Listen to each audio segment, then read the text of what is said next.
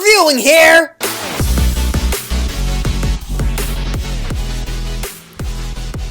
Buongiorno, everybody. Welcome to another episode of I'm Reviewing Here, a podcast where I discuss and go through all of Sight and Sound's top greatest movies of all time. Sorry, I screwed that up.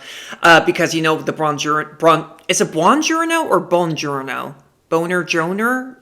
I can't do it. Italian, I don't know any Italian. I'm saying Italian because, I'm speaking Italian because I am reviewing an Italian film today. See what I did there? I'm so clever.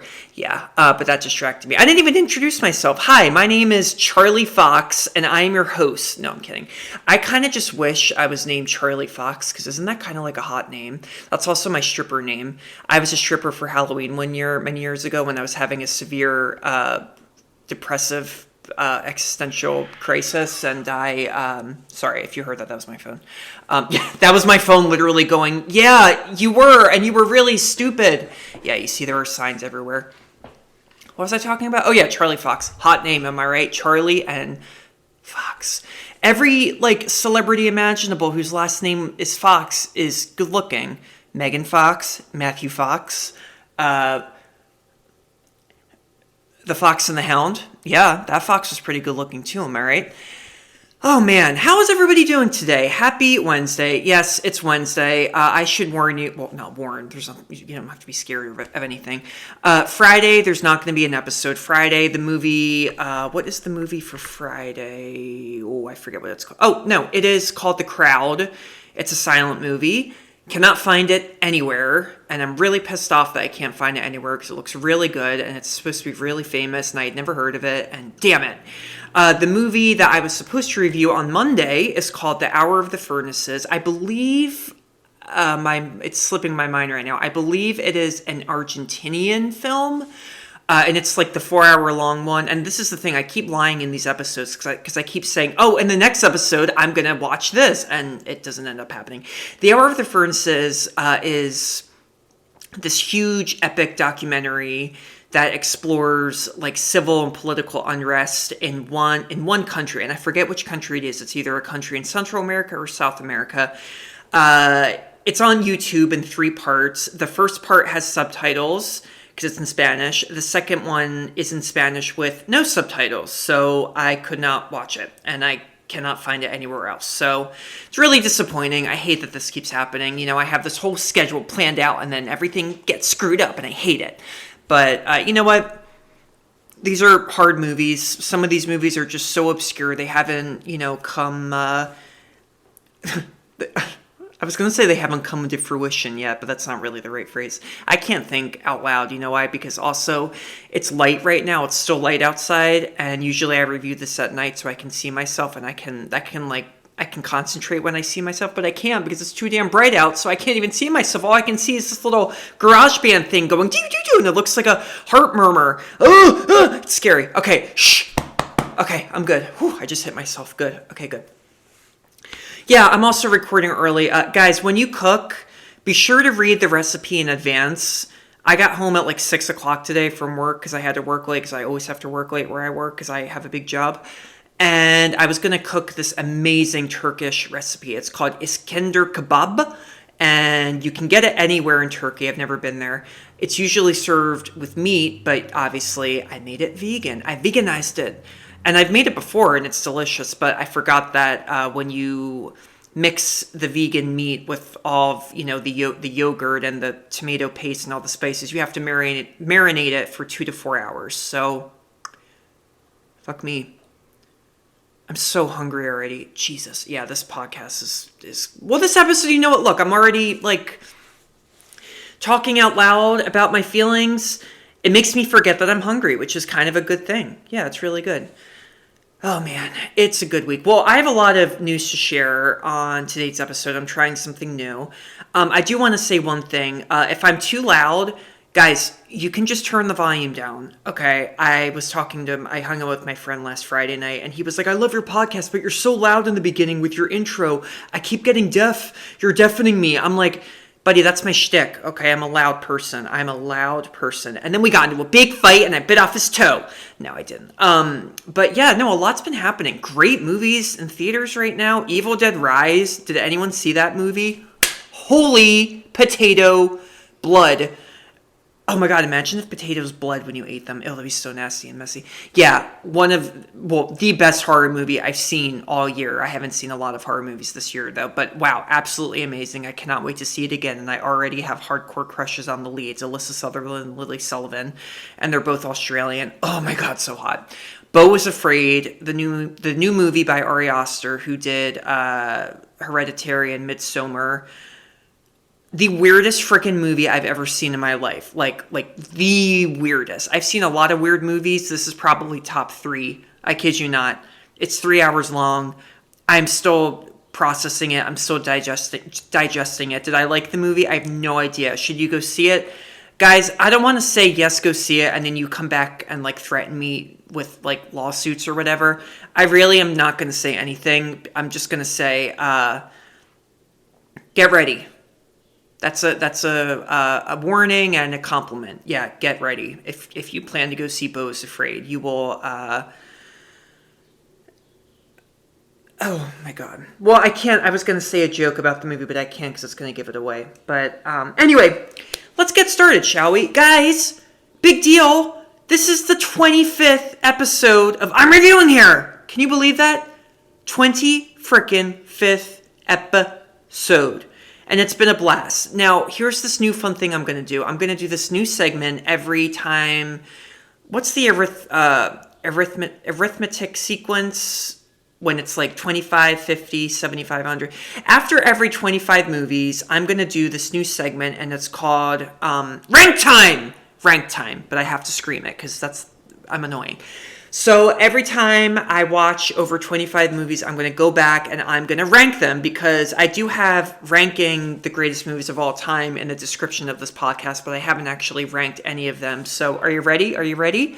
Ooh, this is kind of exciting. I got butterflies in my stomach and I got them in my chest too. Yeah, they're flying up there. Maybe I'm just hungry still. All right, are you ready? Here we go. Rank time!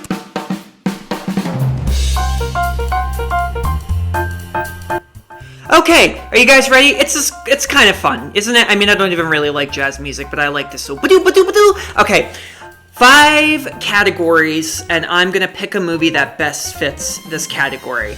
Kill me, I'm never watching this again. Okay, I don't like to be mean, but In Vonda's Room, the 2000 movie, the Portuguese movie about severe heroin addicts in this really bad, poor, dilapidated building in the city in Portugal. 3 hours long. I don't even want to blink in the direction of this movie again. I'm sorry. I know it's an artistic film, and I know it has good intentions, but it was absolutely, positively dreadful. Sorry. Surprisingly disappointing. That's another category. Probably The Intruder. I have to admit, you know what? The Intruder did not stick with me, and it's French, and I love the director, Claire Denis. Too abstract for me. Too abstract, and not really in a good way. OMG, I actually enjoyed this. My Darling Clementine. That is the Western with Henry Fonda, directed by John Ford. That was one of the early movies I reviewed. I forgot the name of this movie. I think 2 episodes ago. I couldn't think about it. But yeah, you know what? I don't like Westerns. This one was so pleasant. It was very old-fashioned in Hollywood and delightful, and everyone was wearing cute little cowboy hats, and there were horses and prostitutes, and great story, and Wyatt Earp, and Henry Fonda was a god. I loved it. Jesus effing Christ. Morvan Keller. That Irish movie? No, Scottish movie? No. Oh god, what language were they speaking? I don't remember. What accent was it? I don't remember. Morvan Keller was the movie about the woman played by Samantha Morton whose boyfriend commits suicide, and then she cuts him up and buries him in the mountains and then takes his money. Super, super crazy. Last category, the best so far. The best movie I've seen so far out of all these 25 episodes. I just got like a lisp there. I'm sorry. Guys, this is really, really hard. I don't like doing this, but it has to be A Clockwork Orange. I know, and it's like kind of not an original answer because A Clockwork Orange, like everyone's heard of that movie. Everyone's at least seen clips of that movie. It's a Hollywood classic. That movie, I will love until the day I die. It is so funny. It is so twisted. It is so weird. It is so magnificent. It is just so like satirical and over the top, outrageous and daring and audacious and like gross, but in like the best way possible. And Alex DeLarge, Malcolm McDowell's character, is the most lovable, hateful villain in the history of cinema. And I just absolutely loved it. A Clockwork Orange. I already own it, and I really want to own it on Blu-ray. I don't even really buy Blu-rays anymore, but yeah, that is my favorite so far. So that's it. What'd you guys think? Cool? Huh? Cool? Huh? Cool? Okay, well, if you didn't like it, you have to wait 25 more episodes, so I won't do this every time, okay? All right, that was cool. Let's get started on today's movie, shall we? Okay, today's movie I'm going to review is... What's it called? I forgot what it was called. Oh, I'll tell you why in a second why I messed it up. Europe 51. Today I'm reviewing Europe 51. Take a listen.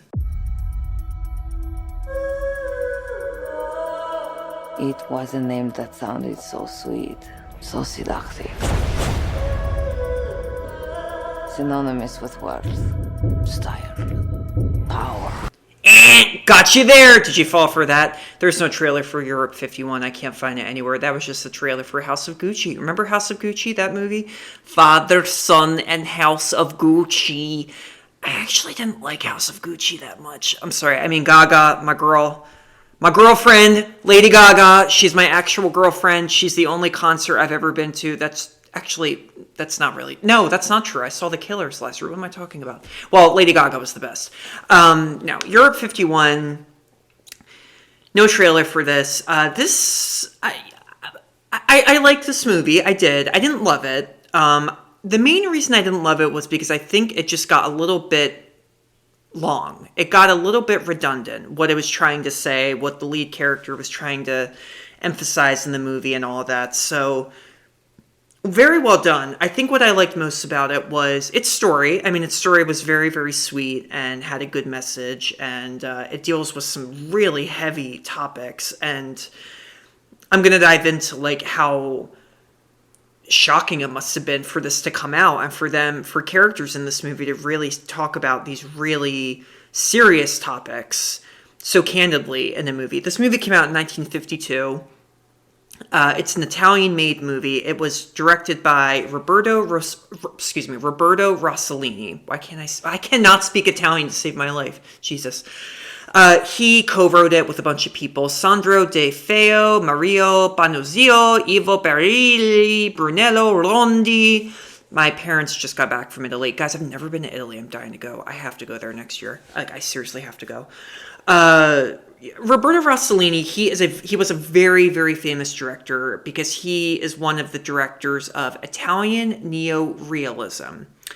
What is Italian neorealism? Oh, I love talking about this. This is when I love speaking like a prick to you guys. Like, oh, I will talk to you about this. Makes me feel really badass. Just kidding. No. Italian neorealism, you may have heard of it before. It was a film movement.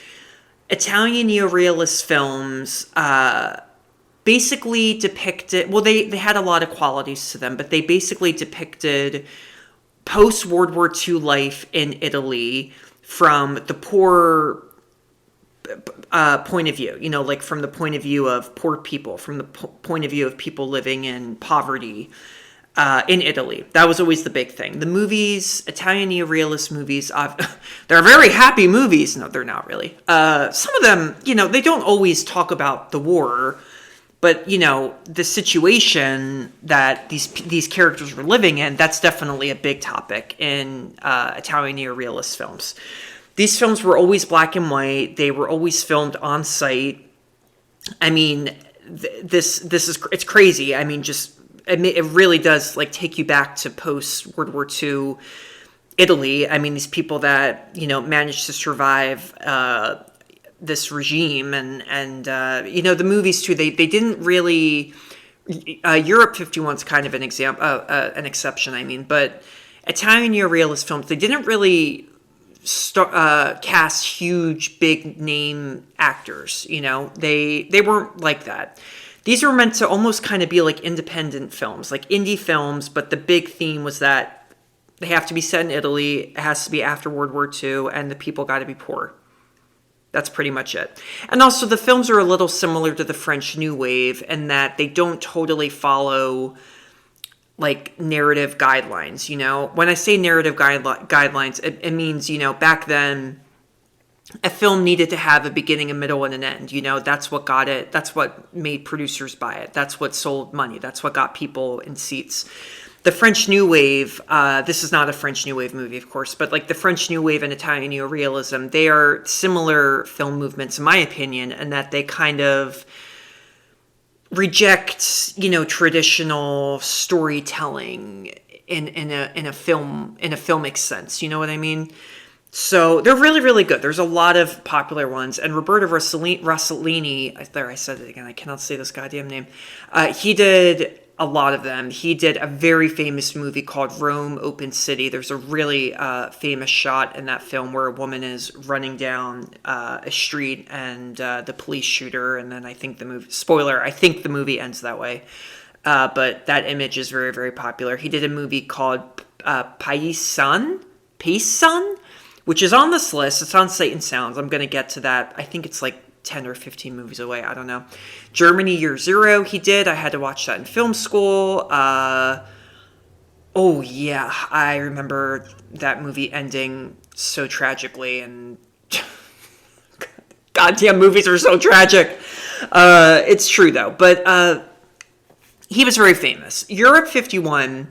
also known as Europa 51. That's why I stammered at the beginning before I introduced this movie, before I tricked you into listening to the House of Gaga trailer.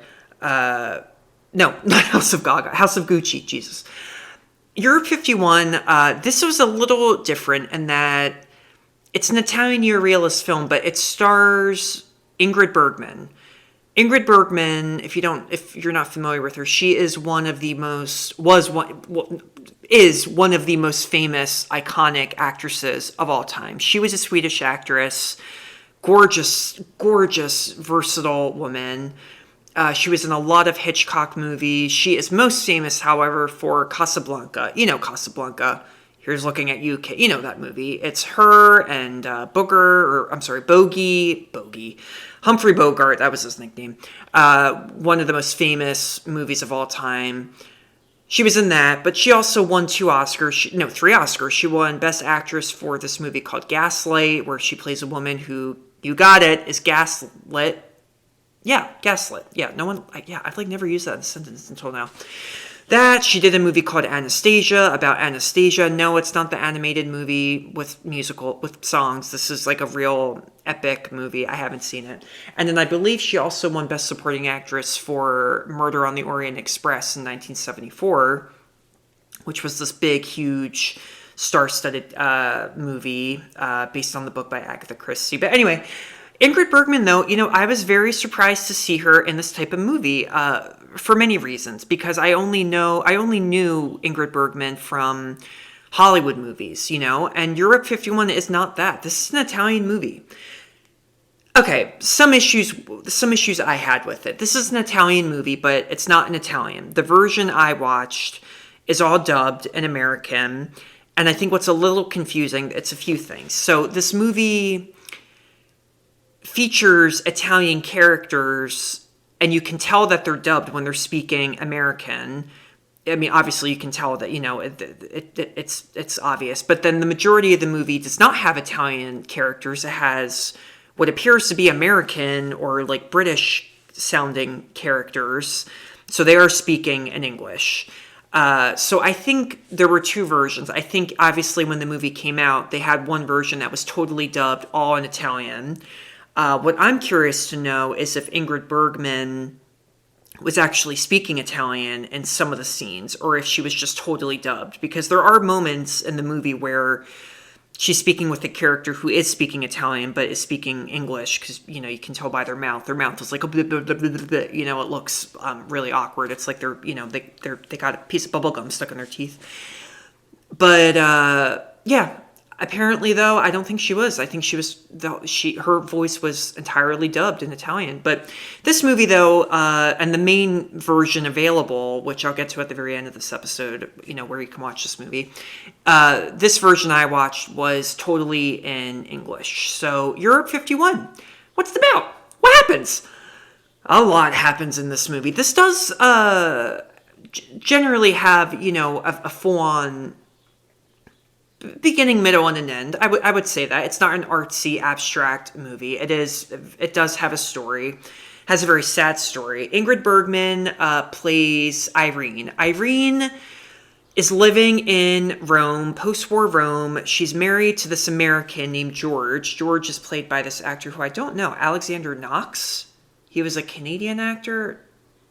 I don't remember. I don't recognize him. Oh, actually, no, I did read a little bit about him. He had to leave Hollywood because of McCarthyism.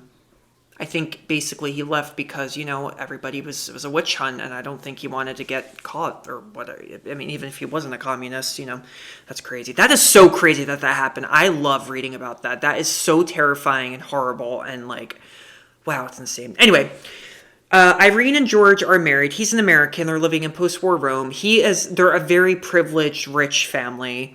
They have a son named Michel. He's like a preteen boy. He looks like 11 or 13. George is very rich because he's an industrialist. Now, what confused me a little bit is Irene. I don't know what nationality she was supposed to be. Ingrid Bergman was Swedish, so she has that accent. And also, that's the thing, Ingrid Bergman, I mean, she has the accent. She has that voice that is so... The cadence in her voice is just so... It's hot. I think it's really hot. I think Ingrid Bergman's amazing. But, she always talks like this, and why would you do that? Play it, Sam. Play as time goes by. I don't like living in post-war Rome. It's so sad. Everybody is sad. Yeah, like that's... Ingrid Bergman is pretty much speaking like Ingrid Bergman in this movie, but one kind of flaw is I couldn't tell was she meant to be Italian? Was she meant to be American? Her mother in the movie comes to visit, but her mother's living in England, and she has like a proper British accent. So I don't know, a little bit of a flaw, but again, I didn't really let that bother me too much. But this movie starts off not really painting Irene in a very good light. Like I said, she's incredibly rich and privileged, and her son, Michel, is very sad. He's very depressed. When this opens up, she's coming home late to this dinner party that she is throwing for relatives and everything, and Michel is just so sad, and he just basically keeps going, Mom, I need to talk to you. I feel sad. And Irene is just very, very cold and distant. And she's just like, I can't talk, sweetie. Just go to bed. Like, I can't. And he just keeps going, Mom, please. Like, I need your help. And you're watching it going, what's wrong with him? And you don't really know. But the truth is that she is just, in her own world. And she just wants to satisfy the guests that are coming, So, and that's very, very obvious, this instant relationship that you see she has with Michel. And it gets really sad. I do kind of want to give a little... I mean, this is a narrative, but just a narrative movie. But I do want to give a little bit of a trigger warning. Michel, cries his eyes out that night. And while they're having dinner, they hear a commotion. And someone yells, oh my God, Michel, he fell down the stairs. And... They live in like this big, rich apartment complex with like a spiral staircase, and they find Michel at the very, very bottom of the steps. So George and Irene, they're freaking out, and they rush him to the hospital, and he's in pretty bad shape. He's pretty banged up, and they're like, what happened? He fell, didn't he? And they soon... I think Irene soon suspects that Michel may have tried to commit suicide. So it's really, really sad. So she feels immense guilt, and there's this really tragic moment where she gets into bed with... Oh, Ingrid Bergman is so good in this movie.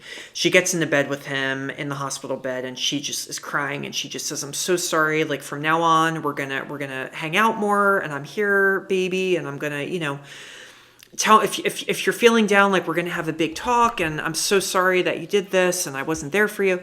She leaves the room. And then, the nurses rush into the room. Michel dies from a blood clot.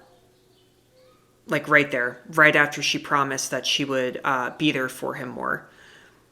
Heartbreaking. Absolutely heartbreaking. It's such a sad movie. And also, Europe 51 is very daring, I would say, in that This came out in 1952, and the actors are saying, this is what I said in the beginning of the episode, they're saying really big words like suicide or killed himself.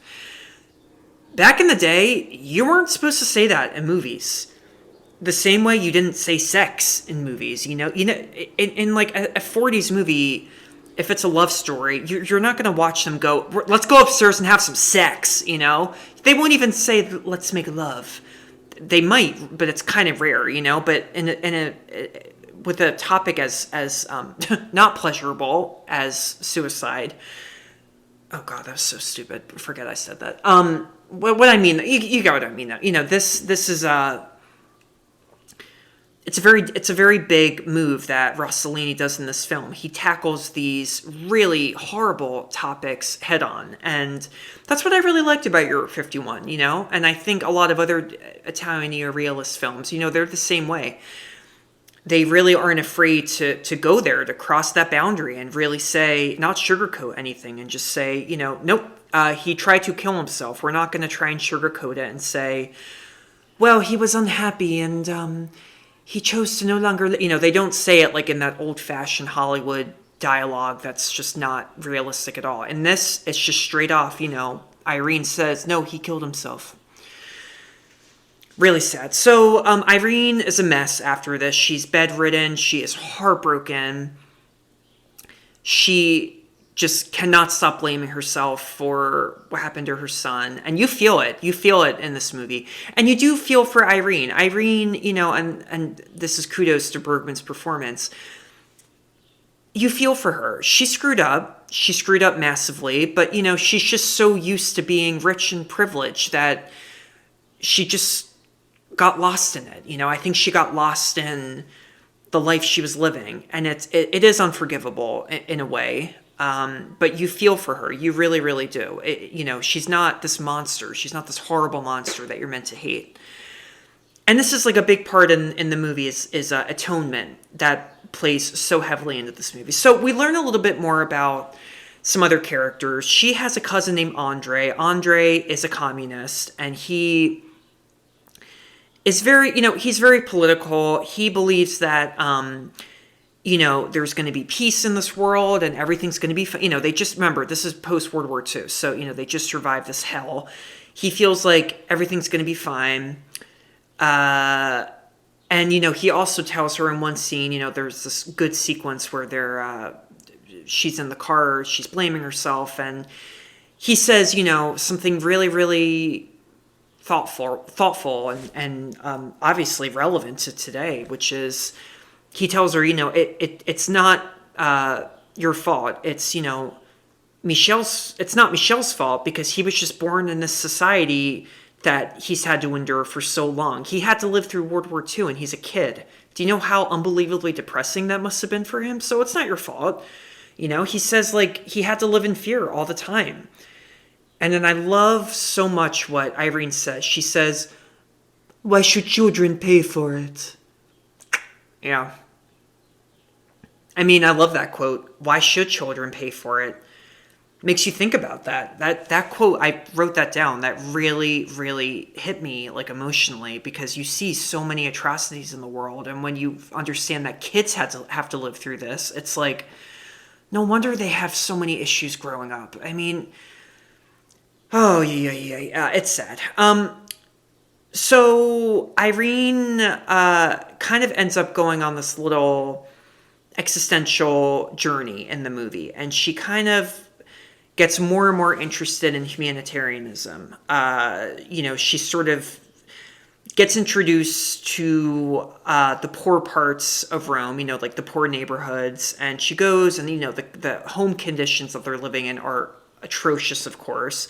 She meets one character played by, I just have to call her out, or name her, not call her out, that means I don't like her. Name her, the actress Giulietta Massina. She was one of the most famous Italian actresses ever. She was married to a director named Federico Fellini, who was a god, the best. And she starred in a whole ton of his movies too. She was kind of compared to like Charlie Chaplin in a way because of her facial expressions. So good. Anyway, she kind of has a small role in this movie.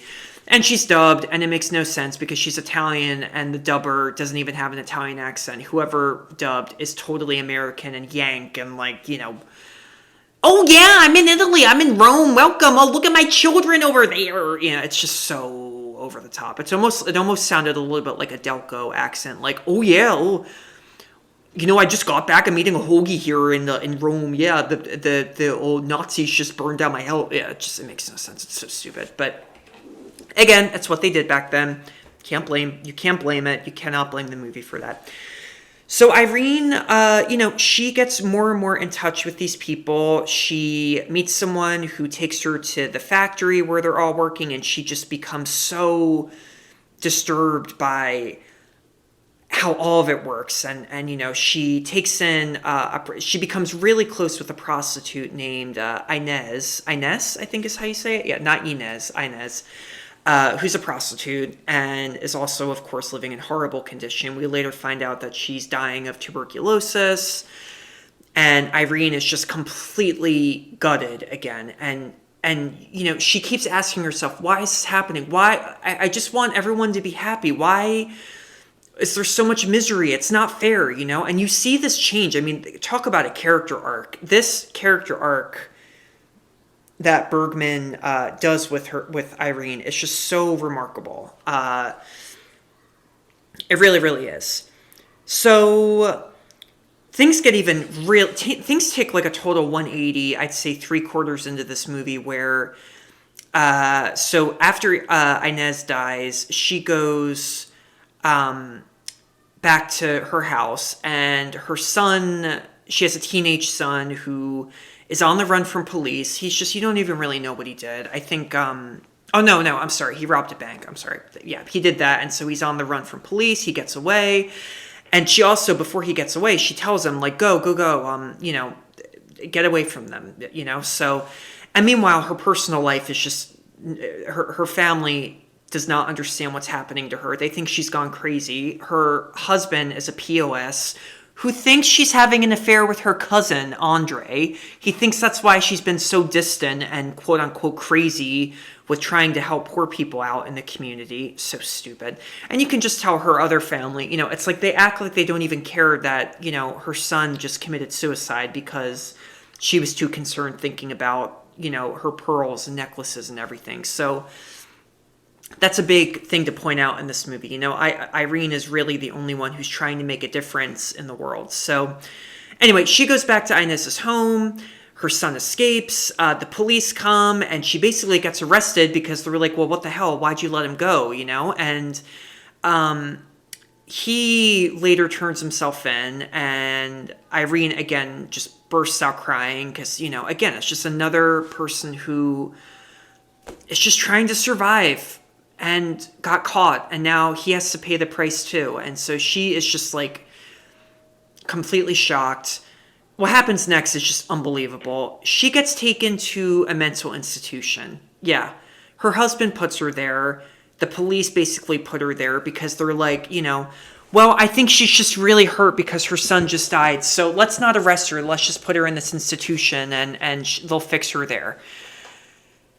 It's so infuriating. It really, really is. And, kind of a bit of a pessimistic thing that Rosselini points out in this movie is that the church in the movie is kind of against what Irene is doing. She meets with a priest in one scene, and she tells him, ooh, what's this quote? I love this quote that she says.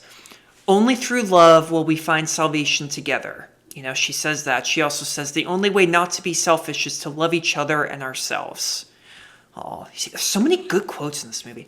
But she tells the priest that, and the priest basically says, oh yeah, well that's great, like you're doing God's will, but remember, like we got to follow some rules in life, and it sucks, but you just have to do that.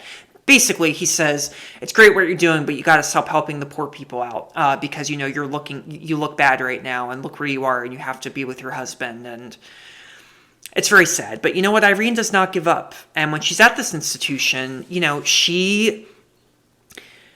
ends up becoming like a saint to all the other patients there. There's this really creepy sequence where when she first goes to the institution, Rosselini sets it up that, she's walking through and the music's playing and all the patients are staring at her with these like death eyes.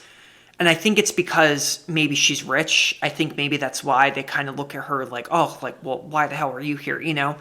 Either that or they're just looking at her because, they're also just mentally unstable and they can't believe it. But it's a really bone-chilling sequence and it's very powerfully done.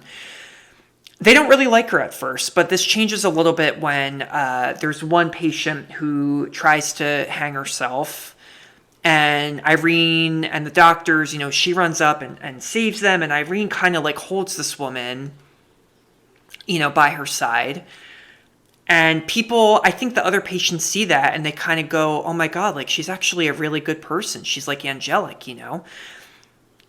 But unfortunately, Irene is living in a society that just can't accept that. It goes against the rules. It goes against societal rules, and she can't do that. So how does this movie end? Not very happily, I hate to admit. She is basically told by the doctors, okay, you got to stay here. You're unstable. You just have to stay here. And it ends on a very powerful note. These patients, or no, it's not patients. I'm sorry. Not the patients. I'm getting the characters mixed up. The neighbors from the poor neighborhood that she visited, the people that she was helping out and donating money to as well. They see her outside the institution. They see her through these like barred windows and they're all, waving at her and crying and just saying, thank you. And Irene just looks down at them and just, smiles and just basically it's that look of like, I'm just so happy that I helped you out. I'm sorry I can't be there, but I'm not going to change who I am. And this is how we should all be. And then Europe 51 ends. Wow. I mean, just talking about that look, that like, oh God, I'm like speechless right now. Why didn't I love this movie? Like I said, it was just a little bit long. I think the editing was a little wonky in some scenes. I think that, especially just near the end, Irene's, speeches about peace and love and we all have to be nice and altruistic and give back and help people. It's all great. It's all, I mean, hell yeah, that's what we have to do. There's a Jewish term called tikkun olam, which basically means repair the world. And that's exactly, sorry, this is like a total tangent, but that's totally what Irene is doing in this movie, and it's what we should all do. So this is like a Rosh Hashanah themed episode. Anyway, no, that's like all about Rosh Hashanah. Give back to the people, and Yom Kippur as well. Anyway, I felt like, that could have, just a few scenes of that could have been maybe trimmed down a little bit. But overall, though, Europe 51, I mean, look at everything I just said. Everything in this movie is so meaningful, and I think this is a movie where the themes and the message it's trying to say are just so unbelievably timely. Am I right?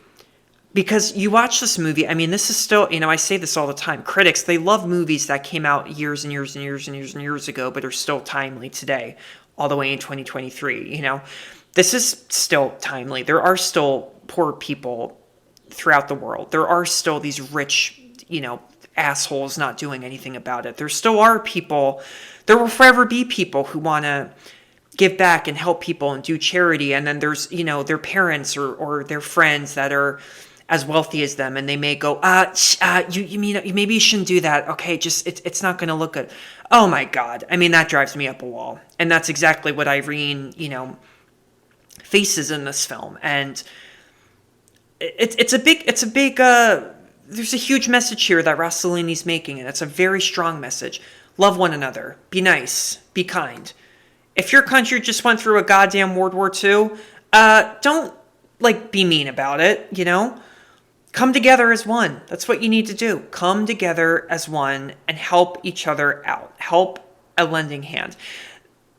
This movie, too, I did a little bit of research. It wasn't really, controversial is kind of like a big word, but there actually were some critics, and there were a lot of people in Italy who were a little bit, they didn't really like the movie's approach with how the church is treating Irene's character in this film, and they didn't really like the communists, oh God, communism, this is like right when communism was slowly becoming like, a huge deal in the world. So I don't think they like that. I don't think they like they didn't really like that Andre was a communist, and I think they were worried about the advice he was giving her, and they were worried that might motivate some people to maybe, go home and say, Mommy, I want to be a communist too.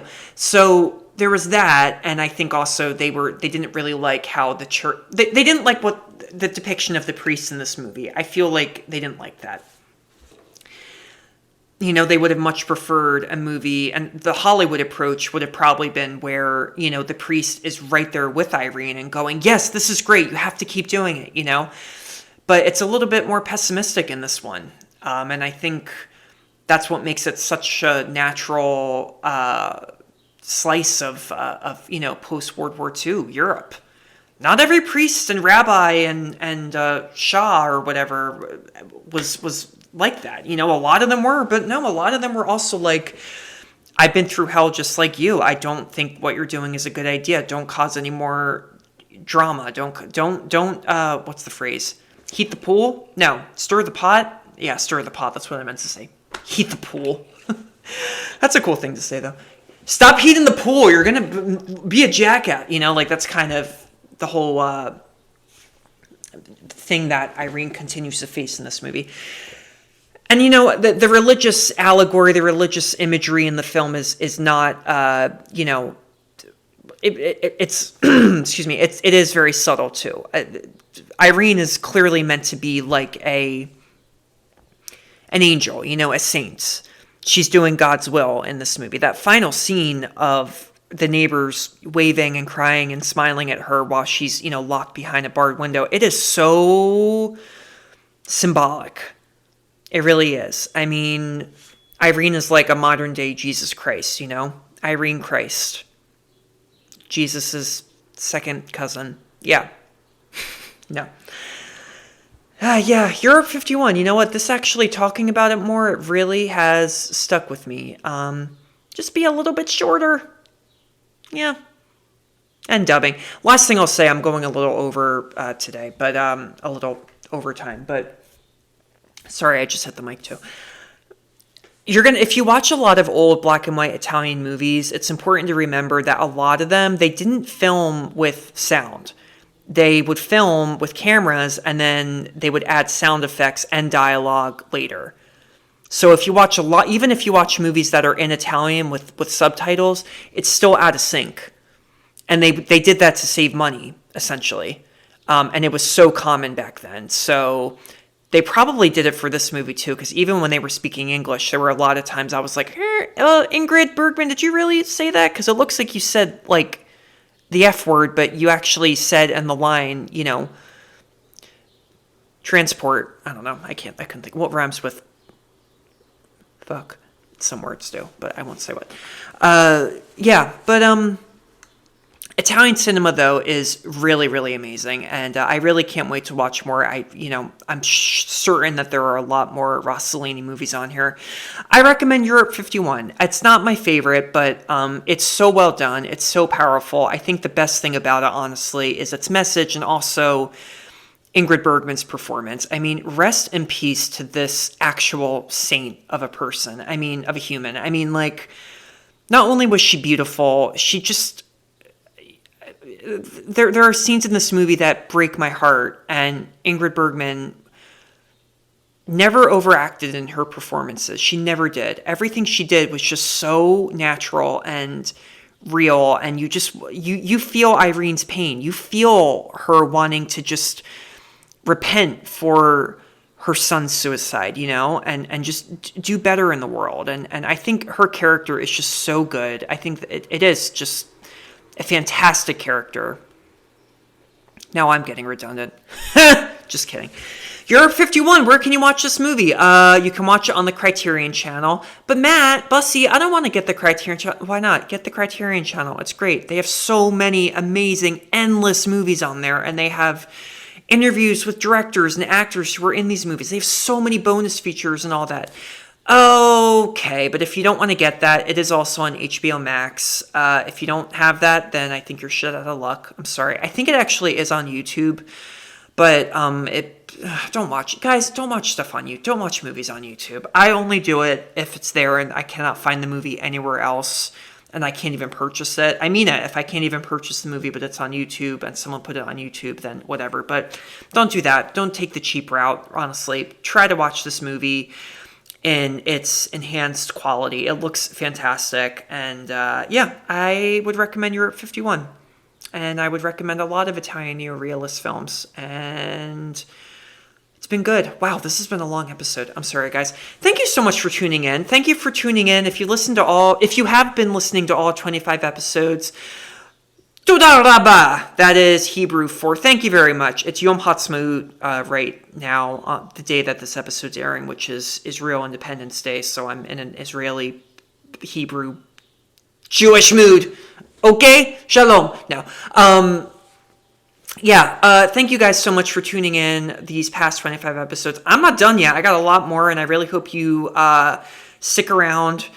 Please don't remember to rate. Please remember to rate, review, and subscribe to I'm Reviewing Here. New episodes are every Monday, Wednesday, and Friday. Like I said, no episode this Friday, but I can pinky swear promise, next week is a full week of movies, and I'm so looking forward to them. This has been great, you guys. Stay safe out there. It's really scary out there. It's always scary out there in America or wherever you are because life is scary. As we see in this movie, life is scary. But movies really can change you, and I hope that you're enjoying this as much as I am. And I know I say that at the end of every episode, but you know what? I'm not original, and I'm trying to, okay?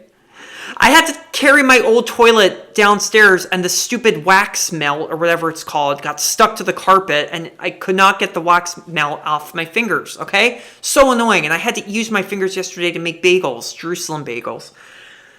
All right, I'll shut up now. Thank you, guys. Have a good rest of the day. See you next time. Bye-bye.